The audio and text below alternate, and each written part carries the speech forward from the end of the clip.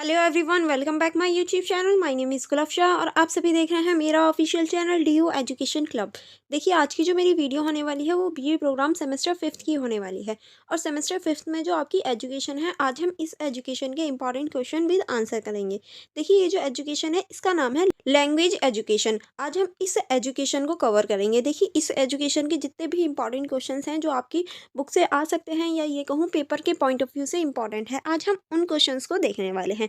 चलिए फिर बिना देरी करे हम इसको स्टार्ट करते हैं। अगर आपने अभी तक मेरे यूट्यूब चैनल को सब्सक्राइब नहीं किया है एंड आपने मेरी वीडियो को लाइक नहीं किया तो आप जल्दी से कर लीजिए, क्योंकि ये वीडियो बहुत ज़्यादा इंपॉर्टेंट आपके लिए होने वाली है। चलिए फिर देखते हैं। जैसे कि आप देख सकते हैं, क्वेश्चन नंबर 1 है हमारा, भाषा किसे कहते हैं तथा भाषा विज्ञान की परिभाषा दें। यानी आपको इस क्वेश्चन में पहले बताना है कि भाषा किसे कहते हैं और फिर भाषा विज्ञान की परिभाषा देनी है, वो भी उदाहरण के साथ में। ठीक है, चलिए देख लेते हैं इसका परिचय। आप इस तरह से इसका परिचय लिखेंगे, भाषा और भाषा विज्ञान। ठीक है, तो सबसे पहले हम देखेंगे परिचय। परिचय में आप लिख सकते हैं, भाषा वह साधन है जिसके माध्यम से हम अपने विचारों, भावनाओं और अनुभवों दूसरों के साथ साझा करते हैं। क्योंकि भाषा के माध्यम ही से तो मैं आपको पढ़ा पा रही हूँ, क्योंकि अगर भाषा ना होती क्या मैं आपको पढ़ा पाती, अपने विचार आपके साथ साझा कर पाती, अपनी भावनाएं, अनुभव और जो ज्ञान है उसको साझा करने के लिए हमें भाषा की आवश्यकता होती है। यह एक सामाजिक, सांस्कृतिक और मानसिक प्रक्रिया है जो समाज में विभिन्न सदस्यों के बीच संपर्क और संवाद स्थापित करने में सहायक होती है। क्योंकि इस टाइम जो हम कर रहे हैं वो भी एक संपर्क और संवाद ही है एक तरीके से, क्योंकि मैं आपको बता रही हूँ और आप लोग उस चीज़ को सुन रहे हैं। भाषा की उत्पत्ति, संरचना और विकास मानव समाज के विकास का एक महत्वपूर्ण हिस्सा है। ठीक है, चलिए आगे देखेंगे। आगे अब आप इसमें लिख सकते हैं कि भाषा की परिभाषा, यानी भाषा जो है उसकी क्या क्या परिभाषा दी जा सकती है। देखिए, भाषा की परिभाषा जो है वो अलग अलग व्यक्तियों द्वारा दी गई है, तो आप इनमें से कोई भी याद कर सकते हैं। और देखिए, सबसे इम्पॉर्टेंट चीज़, आप भाषा की परिभाषा में कोई भी चेंजेस नहीं कर सकते, तो आपको एज इट इज़ ही ये याद करनी होती है। तो पहली है हमारी, पाणिनि के अनुसार भाषा वह है जो व्यक्ति के विचारों और भावनाओं को व्यक्त करने का माध्यम होता है। ठीक है, नेक्स्ट आगे चलेंगे। आगे नेक्स्ट की देखेंगे। नेक्स्ट है हमारा, विलियम डवाइट व्हिटनी के अनुसार भाषा एक ऐसी प्रणाली है जो ध्वनि, शब्द और व्याकरणीय संरचना के माध्यम से विचारों को व्यक्त करती है। यानी इनके अनुसार जो भाषा है वो ध्वनि, शब्द और व्याकरणीय जो संरचना होती है उसके अनुसार किसी भी व्यक्ति के जो विचार हैं, भावना है, उसको प्रकट करने का कार्य करती है। नेक्स्ट है हमारे, फेडरेंट डी सासरे ने भाषा को एक संकेत प्रणाली कहा जो विचारों और ध्वनि का बीच संबंध स्थापित करती है। यानी इनके अनुसार जो भाषा है वो एक संकेत प्रणाली है जो विचारों और ध्वनि के बीच में एक संबंध स्थापित करती है। उदाहरण के रूप में हम देखें तो जब कोई बच्चा पानी कहता है तो वह अपने प्यास लगने की भावना को व्यक्त करता है, क्योंकि बच्चे जब भी पानी कहते हैं इसका मतलब होता है कि उन्हें प्यास लग रही है, तो हम उन्हें पानी पिला देते हैं। ठीक है, मैं स्कूल जा रहा हूँ, यह वाक्य न केवल एक गति को दर्शाता है बल्कि वाक्य की योजना और समय के बारे में भी जानकारी देता है। यानी देखिए, यानी स्कूल का टाइम हो रहा है तभी तो वो स्कूल जा रहा है, तो हम इससे समय का अनुभव भी लगा सकते हैं। नेक्स्ट अब हम देखेंगे भाषा विज्ञान का अर्थ और परिभाषा। यानी अब हम देखेंगे भाषा विज्ञान का क्या अर्थ है और क्या परिभाषा है। इसके अंतर्गत आप लिख सकते हैं, भाषा विज्ञान भाषा का वैज्ञानिक अध्ययन है। यह मानव भाषा की संरचना, ध्वनि, अर्थ और विकास का विश्लेषण करता है। यानी मानव विज्ञान के अंतर्गत जो भाषा की संरचना है, ध्वनियाँ हैं और अर्थ है और इन सभी का जो विकास है इसका विश्लेषण करने का कार्य करता है। भाषा विज्ञान यह समझने का प्रयास करता है कि विभिन्न भाषाएं कैसे काम करती हैं और उनमें समस्याओं और विभिन्नताएं क्या हैं। यानी इसके अंतर्गत ये देखते हैं कि कौन कौन सी भाषा किस तरह से कार्य करती हैं और कौन कौन सी समस्याएं वो फेस करती हैं। अब हम देखेंगे भाषा विज्ञान की परिभाषाएं। तो इसके अंतर्गत पहले आप लिखेंगे, फेडरेंट डी सासरे के अनुसार भाषा विज्ञान भाषा की संरचना और उसके तत्वों का वैज्ञानिक अध्ययन है। यानी ये जो है, ये भाषा विज्ञान जो है उसकी संरचना और उसके जो तत्व हैं उसका वैज्ञानिक अध्ययन इसके अंतर्गत किया जाता है इनके अनुसार। ठीक है, नेक्स्ट आप इसमें लिखेंगे, नोम चॉम्स्की के अनुसार भाषा विज्ञान वह अनुशासन है जो भाषा की संरचना और उस संरचना को उत्पन्न करने वाले नियमों का अध्ययन करता है। ठीक है, अब हम देखेंगे भाषा विज्ञान की शाखाएं के भाषा विज्ञान की कौन कौन सी शाखाएं हैं। तो पहले आप लिखेंगे ध्वनि विज्ञान। इसके अंतर्गत ध्वनियों का अध्ययन किया जाता है। जैसे कि उदाहरण के लिए का और खा के उच्चारण की भिन्नताएं, क्योंकि देखिए का और खा दोनों ही जो उच्चारण है, जो बोलने का तरीका है वो भिन्न होता है, तो इसमें इसी का अध्ययन किया जाता है। नेक्स्ट होता है हमारा शब्द संरचना। इसमें शब्दों के निर्माण का अध्ययन किया जाता है। उदाहरण के लिए लिए पढ़ और पढ़ाई दोनों के जो निर्माण है वो अलग अलग है। नेक्स्ट अब हम देखेंगे वाक्य संरचना। वाक्य की संरचना का अध्ययन किया जाता है, जैसे कि आप उदाहरण लिख सकते हैं, राम स्कूल गया सही है, और जबकि स्कूल राम गया ये गलत हो जाएगा, क्योंकि राम स्कूल जा सकता है, स्कूल राम नहीं जा सकता। तो ये हमारी वाक्य संरचना में आ जाता है। ठीक है, नेक्स्ट होता है हमारा अर्थ विज्ञान।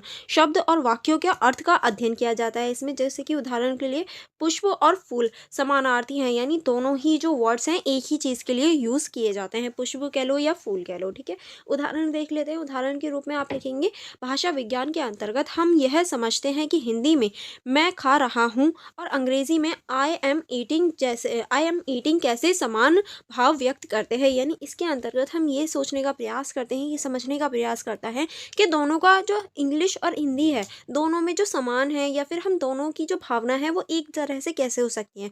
क्योंकि हम हिंदी में बोलते हैं मैं खा रही हूँ या खा रहा हूँ, और इंग्लिश में वही चीज़ होती है आई एम ईटिंग। अब खा रहा हूँ तो भी आई एम ईटिंग होगा, खा रही हूँ तो भी आई एम ईटिंग होगा। तो इन दोनों की जो भावनाएं व्यक्त हैं वो किस तरह से हो पा रही हैं, इसका अध्ययन करते हैं। ठीक है, नेक्स्ट अब हम देखेंगे, भावना विज्ञान यह भी बताता है कि बच्चों द्वारा भाषा सीखने की प्रक्रिया, जैसे माँ कहना, किस प्रकार स्वाभाविक रूप से विकसित होता है। क्योंकि माँ जो है वो बच्चे स्वाभाविक रूप से कहना सीख जाते हैं, तो इसके अंतर्गत इस बात का भी अध्ययन होता है। ठीक है, अब हम देखेंगे निष्कर्ष। निष्कर्ष में आप लिख सकते हैं, भाषा और भाषा विज्ञान मानव जीवन के महत्वपूर्ण अंग है। भाषा हमें अपनी पहचान और संस्कृति से जोड़ती है, जबकि भाषा विज्ञान ये समझने में मदद करती है कि जटिल प्रक्रियाएं कैसे कार्य करती हैं। भाषा विज्ञान का अध्ययन समाज और शिक्षा में नई संभावनाएं प्रदान कर देते हैं। ठीक है, अब हम चलेंगे नेक्स्ट क्वेश्चन की तरफ। नेक्स्ट क्वेश्चन है हमारा, भाषा के प्रारंभिक रूप की व्याख्या कीजिए। यानी जो भाषा है उसका जो प्रारंभिक रूप है उसकी व्याख्या आपको करनी है। ठीक है, चलिए फिर स्टार्टिंग करेंगे इसके परिचय से। परिचय में आप लिख सकते हैं, भाषा का प्रारंभिक रूप मानव सभ्यता के विकास के साथ जुड़ा हुआ है, क्योंकि जैसे जैसे मानव सभ्यता का विकास हुआ वैसे वैसे ही जो भाषा है उसका भी विकास हुआ। आरंभिक मनुष्य संकेत, ध्वनि और हाव भावों के माध्यम से अपने विचारों और आवश्यकताओं को व्यक्त करते थे, क्योंकि शुरुआत में कोई भी व्यक्ति या फिर कोई भी मानव जो है वो भाषा का प्रयोग नहीं करते थे, वो संकेतों का, ध्वनियों का और हाव भावों का प्रयोग करते थे। धीरे धीरे मानव मस्तिष्क और सामाजिक संगठन के विकास के साथ इन ध्वनि और संकेतों ने एक व्यवस्थित रूप लेना शुरू कर दिया। सही प्रक्रिया भाषा के प्रारंभिक रूप का आधार बनी। ठीक है, अब हम देखेंगे भाषा के विकास के चरण, कि जो भाषा है उसका जो चरण है वो किस तरह से हुआ। तो अगर हम भाषा जो है उसका विकास चरण के अनुसार देखें, तो पहला चरण है हमारा ध्वनि और संकेतकों का चरण, क्योंकि इस टाइम पे ध्वनि और जो संकेतक हैं उनका प्रयोग करना शुरू हुआ था। किस तरह से प्रारंभ में मनुष्य अपनी आवश्यकताओं और भावनाओं को व्यक्त करने के लिए प्राकृतिक ध्वनि और संकेतों का प्रयोग करते थे। उदाहरण के लिए जैसे कि प्यास लगने पर आह या ओहो जैसी ध्वनि का निकालना, यानी अगर उन्हें प्यास लग रही है तो आह या ओहो ध्वनि का प्रयोग करते थे, ताकि उन्हें सामने वाले को बता सकें कि हाँ उन्हें प्यास लग रही है। नेक्स्ट आप इसमें लिखेंगे, हाव भाव, जैसे कि हाथ से इशारा करना भी एक प्रमुख माध्यम था, क्योंकि अब इस टाइम पे ये लोग सिर्फ हाव भाव का प्रयोग करते थे, इशारेबाजी करते थे, यानी इशारों का प्रयोग करते थे अपनी बात को कहने के लिए, क्योंकि भाषा का विकास नहीं हुआ था। ठीक है, नेक्स्ट अब हम चरण देखेंगे, अनुकरण का चरण। अनुकरण का चरण क्या है, मनुष्य ने प्रकृति की ध्वनि का अनुकरण करना शुरू किया, यानी जो प्रकृति में ध्वनि होती है उनका उपयोग करना शुरू किया, जैसे कि पक्षियों की चहचहाहट हो गई या फिर जानवरों की आवाज़ें निकालना शुरू किया। यह भाषा की शुरुआत में ध्वनि सिद्धांत का आधार माना जाता है, इसी को ध्वनि सिद्धांत का आधार भी माना जाता है। ठीक है, नेक्स्ट चरण है हमारा शब्द निर्माण का चरण, यानी इस चरण में आके जो शब्द निर्माण है वो होने शुरू हुए। ध्वनि को संयोजित करके शब्द बनाए गए, यानी ध्वनि जो थी उसको एक साथ इकट्ठा करके शब्द बनाने लगे। यह शब्द आरंभ में बहुत सरल थे और दैनिक जीवन की ज़रूरतों को व्यक्त करते थे, क्योंकि अभी व्यक्ति जो है या ये कहूँ जो मानव है वो ध्वनि को सीख ही रहा था, तो जो प्रारंभ में जो शब्द थे वो बहुत ज़्यादा सरल थे और जीवन के रिलेटेड थे, यानी दैनिक जीवन की चीज़ें वो बोलते थे सिर्फ। ठीक है, अगर उदाहरण के रूप में लिखें तो आग के लिए आग जैसे छोटे शब्द का प्रयोग होता था, यानी अगर आग लगानी है या आग बुझानी है तो सिर्फ वो आग बोलते थे, ये नहीं बोलते थे आग लगा दो या फिर आग जला दो या फिर आग बुझा दो, ऐसे वर्ड्स का यूज़ नहीं करते थे, सिर्फ आग का यूज़ करते थे और सामने वाला समझ जाता था कि वो क्या कहना चाहता है, क्योंकि उस टाइम पे इतने सारे वर्ड्स नहीं थे, छोटे छोटे वर्ड्स का ही वो प्रयोग करते थे। ठीक है, नेक्स्ट अब हम देखेंगे व्याकरण और संरचना का विकास। अब आके व्याकरण और संरचना का विकास हुआ, जैसे जैसे सामाजिक संगठन संगठन विकसित हुए शब्द के संयोजन से वाक्य बनाने लगे, क्योंकि इस टाइम पे आकर जो वाक्य थे वो बनने लगे। जैसे कि अगर हम कहें तो व्याकरणीय संरचना ने भाषा को एक व्यवस्थित रूप देना शुरू कर दिया। उदाहरण के लिए मैं खाना खा रही हूँ जैसे वाक्य का प्रयोग हुआ। ठीक है, नेक्स्ट अब हम देखेंगे भाषा के प्रारंभिक रूप को समझने के सिद्धांत, यानी जो भाषा है उसकी जो प्रारंभिक रूप है उसको समझने के लिए कुछ सिद्धांत हैं। जैसे कि पहला है हमारा ध्वनि सिद्धांत। मनुष्य ने जानवरों और प्रकृति के ध्वनियों का अनुसरण करके भाषा विकसित की। ठीक है, उदाहरण के लिए आप लिखेंगे कुत्ते की भौंक को भौं के रूप में व्यक्त किया। यानी देखिए, अगर आप भी अभी देखेंगे छोटे बच्चे जो होते हैं, जो बहुत छोटे होते हैं, वो कुत्ते की भौंकने को सिर्फ भौं बोल देते हैं, जिससे बड़ा व्यक्ति क्या होता है वो समझ जाता है कि हाँ ये कुत्ते की बात कर रहा है या कुत्ता भौंक रहा है। ठीक है, ऐसे ही पहले यूज करते थे। नेक्स्ट अब हम देखेंगे संकेत सिद्धांत। आरंभिक भाषा हाव भाव और शारीरिक संकेतों पर आधारित थी। उदाहरण के लिए पानी की आवश्यकता को हाथ से इशारा करके व्यक्त किया जाता था। देखिए, ये जो है ये बहुत टाइम पुरानी की बात हो रही है। अगर आप इनमें से कोई टॉपिक भूल भी जाएं या कोई पॉइंट भूल जाएं, तो आप क्या करेंगे, आप एक छोटे बच्चे को ध्यान में रखकर वो सारी चीज़ें लिख सकते हैं, क्योंकि छोटा बच्चा जो होता है उसे भी कोई भाषा नहीं आती। वो भी स्टार्टिंग करता है, पहले हाव भाव करता है यानी इशारे करता है, फिर धीरे धीरे वर्ड्स बोलता है। माँ को माँ बोल देता है, और कुत्ते को भौंकने को भौं बोल देता है, पानी को मम मम बोल देता है या पा बोल देता है। ऐसे वर्ड्स का वो बच्चा जो है वो यूज़ करता है। तो वो जो यूज़ करना है वही हमारे, हम कह सकते हैं एक तरीके से जो हमारी भाषा है उसका विकास हो रहा होता है उस बच्चे में, ताकि वो आगे चल के बोल पाए। ठीक है, इसी तरीके से जो हमारी एक्चुअल में भाषा है उसका विकास हुआ है। ठीक है, अब हम आगे चलेंगे। आगे है हमारा यो है यो सिद्धांत। ठीक है, इस सिद्धांत के अंतर्गत आप लिखेंगे यह सिद्धांत के अनुसार श्रम करते समय निकाली गई सामूहिक ध्वनि भाषा के विकास में सहायक होती हैं। उदाहरण के लिए हा या हो जैसे सामूहिक उच्चारण है, क्योंकि जब समूह में रहकर कार्य करते थे तो वो इन शब्दों का प्रयोग करते थे, जैसे कि हा हो गया या हो गया। इस तरह से ये आवाज़ें निकालते थे। ठीक है, नेक्स्ट अब हम देखेंगे डिग डिग सिद्धांत। डिग डिग जो सिद्धांत है इसके अंतर्गत आप लिख सकते हैं इस सिद्धांत के अनुसार भाषा का विकास प्राकृतिक ध्वनि के साथ मनुष्य की प्रतिक्रिया के रूप में होता है। ठीक है, उदाहरण के रूप में आप लिख सकते हैं बिजली की चमक को ना, क्योंकि देखिए जैसे कि बिजली की कड़क है या बिजली की चमक है, उसको छोटा बच्चा भी चम ही बोलता है, क्योंकि उस टाइम पे इतने सारे वर्ड्स नहीं होते थे, और ऐसे ही छोटे बच्चे के दिमाग में इतने सारे वर्ड्स नहीं होते, तो वो बिजली की पूरी चमक को चम वर्ड से दिखा देता है, यानी अंकित कर देता है। ठीक है, आगे चलेंगे। आगे अब हम देखेंगे प्रारंभिक भाषा के उदाहरण, यानी अगर हम प्रारंभिक भाषा की बात कर रहे हैं तो उसके उदाहरण में क्या क्या लिख सकते हैं। तो पहला अब हम देखेंगे संकेत भाषा। वर्तमान समय की सांकेतिक भाषा जैसे बंधिरों के लिए साइन लैंग्वेज प्रारंभिक भाषा के हाव भाव और संकेतों से मिलती जुलती है। ठीक है, नेक्स्ट अब हम देखेंगे आदिम जनजातियां। आज भी कुछ आदिम जनजातियां संकेत और ध्वनि का उपयोग करते हैं, जो कि जंगलों में रहते हैं। वो आदिम जनजाति के लोग जो होते हैं वो अभी भी संकेतों का प्रयोग या ध्वनियों का प्रयोग करते हैं। नेक्स्ट अब हम देखेंगे ध्वनि अनुकरण। नेक्स्ट अब हम देखेंगे ध्वनि अनुकरण। जानवरों की आवाज़ों का अनुकरण, जैसे काऊ का उपयोग गाय के लिए किया जाता है, यानी जिस तरह से गाय बोलती है काऊ, उसका उपयोग ही गाय के लिए किया जाने लगा। ठीक है, अब हम देखेंगे इसका निष्कर्ष। निष्कर्ष में आप लिख सकते हैं भाषा के प्रारंभिक रूप ने मनुष्य को एक सामाजिक प्रणाली के रूप में विकसित होने में मदद की। यह संकेत ध्वनि और अनुसरण से आरंभ होकर एक जटिल और व्यक्तिगत व्यवस्थित प्रणाली में बदल गए। भाषा के विकास ने न केवल संवाद को सरल बनाया, बल्कि विचारों, संस्कृति और ज्ञान के आदान प्रदान का मार्ग भी प्रस्तुत किया है। ठीक है, चलिए आगे बढ़ेंगे। आगे अब हम नेक्स्ट क्वेश्चन की तरफ चलेंगे। नेक्स्ट क्वेश्चन है हमारा भाषा की उत्पत्ति पर चर्चा करें, यानी जो भाषा है उसकी उत्पत्ति पर हमें चर्चा करनी है। तो परिचय में आप लिखेंगे भाषा की उत्पत्ति मानव सभ्यता के विकास का एक महत्वपूर्ण पहलू है। यह समझने के लिए कि भाषा कैसे और कब शुरू हुई, इस सिद्धांत और दृष्टिकोण प्रस्तुत किया गया है। भाषा की उत्पत्ति पर चर्चा करना कठिन है, क्योंकि इसके कोई प्रत्यक्ष प्रमाण नहीं है। यह विषय दार्शनिक, वैज्ञानिक और सांस्कृतिक दृष्टिकोणों से अध्ययन किया गया है। यानी देखिए इसके कोई भी और सबूत नहीं है, या फिर ये कहें कोई भी प्रॉपर नॉलेज नहीं है कि किस तरह से शुरुआत हुई, क्योंकि धीरे धीरे ही भाषा की शुरुआत हुई थी। ठीक है, अब हम देखेंगे भाषा की उत्पत्ति के सिद्धांत। अगर हम भाषा की उत्पत्ति की बात कर रहे हैं तो उसके प्रमुख कुछ सिद्धांत हैं। चलिए अब हम उन सिद्धांतों की बात कर लेते हैं। पहला सिद्धांत है हमारा ध्वनि सिद्धांत। ठीक है, इस सिद्धांत के अनुसार प्रारंभिक मनुष्य ने प्रकृति की ध्वनि का अनुसरण किया, जैसे कि अभी मैंने आपको बताया था, जैसे पक्षियों की चहचहाट और जानवरों की आवाज़ निकालना। ठीक है, यह भाषा के मूल रूप को समझने का प्रयास करते हैं। ठीक है, नेक्स्ट है हमारा यो है यो सिद्धांत। इस सिद्धांत के अनुसार श्रम करते समय सामूहिक ध्वनि और आवाज़ों से भाषा निकाली जाती थी, यानी सामूहिक रूप से इन आवाज़ों का प्रयोग किया जाता था। जब समूह में कोई भी व्यक्ति श्रम करता था तो हा हा या हो जैसी ध्वनियों का उच्चारण करते थे। नेक्स्ट है हमारा संकेत सिद्धांत।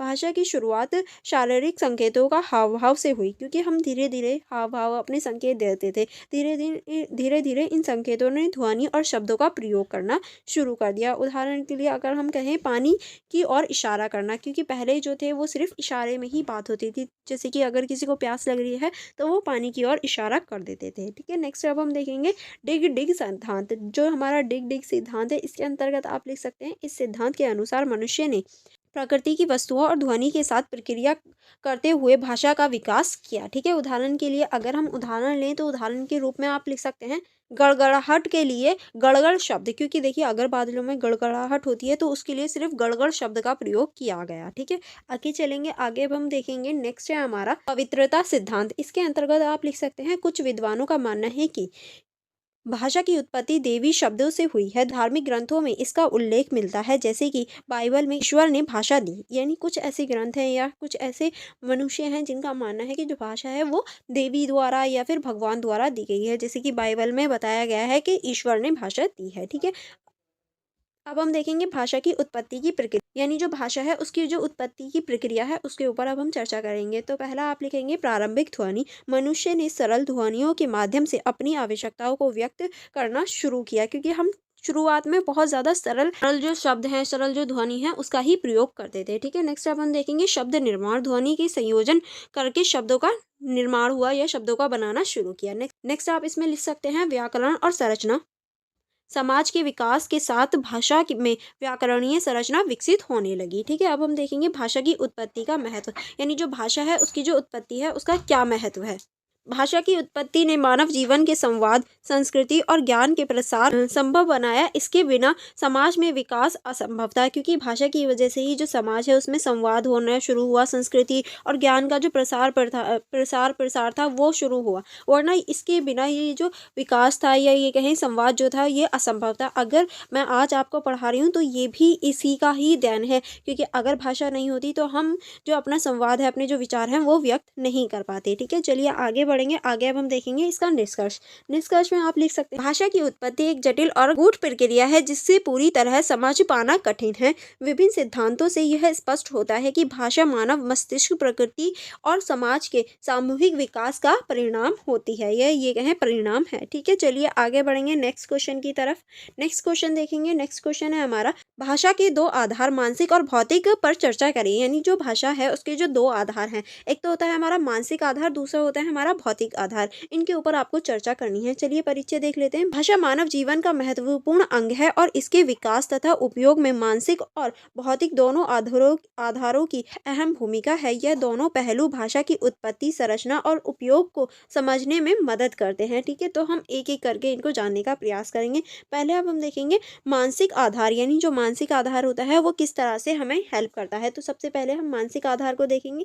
भाषा का मानसिक आधार मानव मनुष्य और उसके सोचने समझने में क्षमता को जोड़ता है। ठीक है, अब हम देखेंगे विचार और भावना। भाषा मुख्य रूप से मानव विचारों और भावनाओं को व्यक्त करने का माध्यम है। व्यक्ति मस्तिष्क में अपने विचारों को शब्द और वाक्य में परिवर्तित करता है। ठीक है, उदाहरण के लिए आप लिख सकते हैं, जब हम खुश होते हैं तो मैं खुश हूँ जैसे वाक्यों का निर्माण करते हैं या ऐसे शब्दों को बोलते हैं। ठीक है, अब हम आगे चलेंगे। आगे अब हम देखेंगे संज्ञानात्मक प्रक्रिया। इसके अंतर्गत आप लिख सकते हैं भाषा का निर्माण और उपयोग मस्तिष्क के सोचने, समझने और निर्णय लेने की क्षमता पर निर्भर होता है। ठीक है, अब हम आगे चलेंगे। आगे अब हम देखेंगे सीखने की क्षमता।